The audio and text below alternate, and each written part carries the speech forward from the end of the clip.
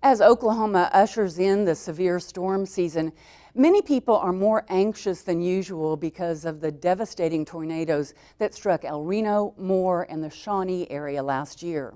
In Moore, 24 people were killed and nearly 400 injured when an F5 twister ripped through the area. This year, sales of storm shelters and safe rooms have skyrocketed in Oklahoma.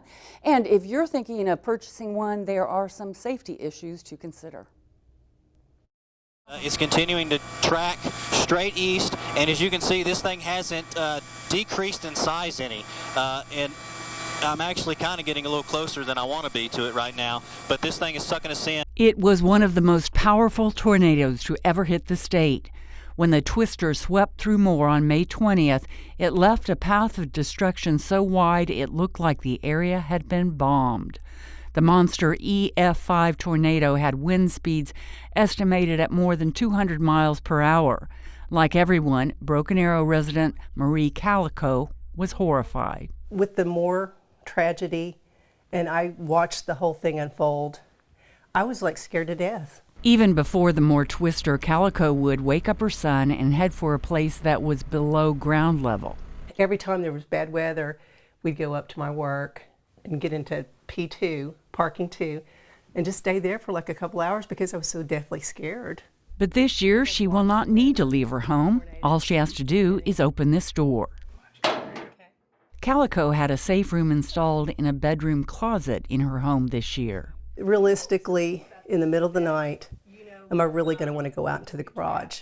Am I really going to be wanting to get my son up and my husband up and go out there? I thought, I wanted to just be convenient, and I thought it just makes sense because I'd use it more often. She bought her safe room at a company that's a member of the National Storm Shelter Association, or NSSA. It's so important because the industry is not regulated and anyone can sell anything and call it anything they want. People that make septic tanks decide they're going to dig holes in the ground and bury the septic tank and call it a storm shelter. And some of them might be okay, but some of them might not. Leslie McGee and her husband opened Tornado Alley in 2011. She says FEMA has construction criteria on its website which, if followed, will have a high probability of protecting someone from injury or death. But McGee warns FEMA does not inspect or certify safe room construction. To be a member of NSSA or the American Tornado Shelter Association, a producer must pass several requirements. One includes physical testing of storm shelters and safe rooms at an approved testing facility. Tornado Alley had its shelter tested at Texas Tech University.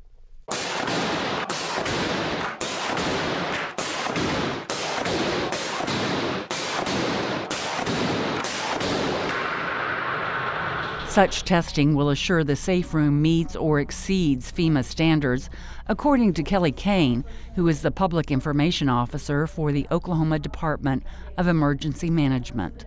And the things that they're testing for are whether or not the safe room will stand up to 250 mile per hour winds, and they also check to make sure that the safe room would stand up to debris that hits the safe room at that wind speed. Kane says there are no state or federal inspections of safe rooms. She recommends people check the FEMA website to find out whether the safe room they are thinking about buying meets the federal standards last updated in 2008. So what they can do in order to make sure that that company is meeting those standards is they can ask to see their blueprints or their architectural drawings, which would actually state that they meet the standards by the builder. A safe room can cost anywhere from $2,500 to more than $8,000. The Oklahoma Department of Emergency Management offers a safe room rebate program, which gives a maximum of $2,000, not to exceed 75% of the actual cost of the safe room. The money comes from a FEMA grant. 500 rebates are given out each year through a random process, but 30,000 people are on the list. Those who sign up remain registered for a rebate and have a chance to be chosen each year.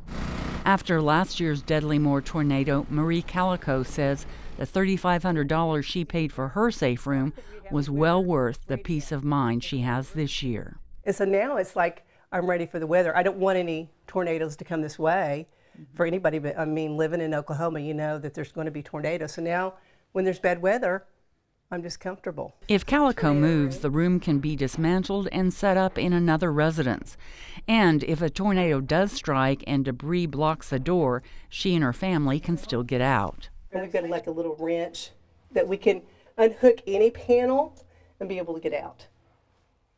So it's like if we're barricaded in the front door, we can go through another panel and get out. So that's a great safety feature.